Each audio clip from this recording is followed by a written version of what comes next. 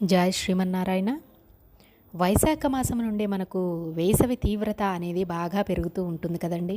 వైశాఖ పౌర్ణమి అనేది ఎంతో విశేషమైన రోజు.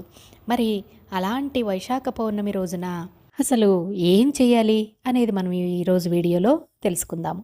హాయ్ హలో ఎవరివన్, అందరికీ నమస్కారం. Welcome to Usha's entertainment. నేను మీ ఉషా. వైశాఖ పౌర్ణమి అనేది ఎంతో విశేషమైన రోజని చెప్పుకున్నాం కదండి. ఈరోజు పుణ్యకార్యాలు చేయడానికి ఎంతో అత్యుత్తమమైన రోజని శాస్త్రం. గౌతమ బుద్ధుని జననము, అలాగే జ్ఞానోదయము, అలాగే మహాపరినిర్వాణము ఇవన్నీ కూడా పొందిన రోజు వైశాఖ పౌర్ణమేనండి. ఈరోజు మహావిష్ణువు ఆరాధన అనేది విశేషంగా చెప్తారు. ఈరోజు చేసే ఏ పనులైనా సరే అనేక రెట్ల ఫలితాలను ఇస్తాయటండి. అందుకే ఈ రోజున కేవలం పుణ్యకార్యాలు అలాగే ధర్మకార్యాలు మాత్రమే చేయమని చెప్తారు పెద్దలు. ఈరోజు నదీ స్నానము, అలాగే దానము, శ్రీ మహావిష్ణువు యొక్క ఆరాధన అనేవి ఎంతో విశేషంగా చెప్తారు. మరి ఈ రోజున ఎలాంటి దానాలు చేయాలో, ఇంకేమేం చేయాలో మనం ఇప్పుడు తెలుసుకుందాం. వైశాఖ మాసంలో పౌర్ణమి రోజున ఈ దానాలు చేసినట్లయితే ఐశ్వర్య ప్రాప్తి మరియు అనారోగ్య సమస్యల నుండి విముక్తి అనేది కలుగుతుందట.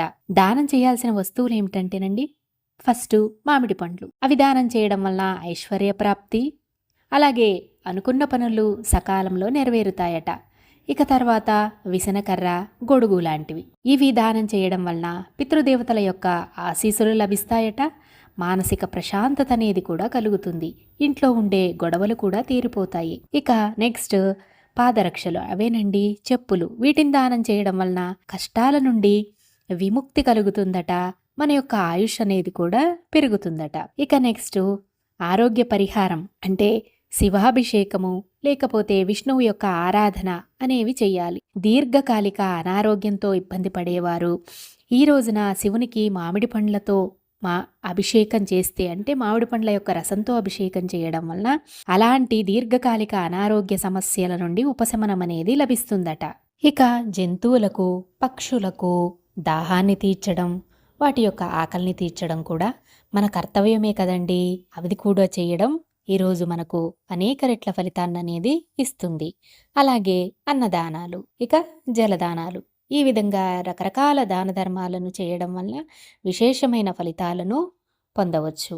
మరి ఈ 2026వ సంవత్సరంలో వైశాఖ పౌర్ణమి ఎప్పుడు వచ్చిందేనంటండి, ఏప్రిల్ 30వ తారీఖున రాత్రి 9:12 నుండి ప్రారంభమై మే 1 రాత్రి 10:52 వరకు ఉంది.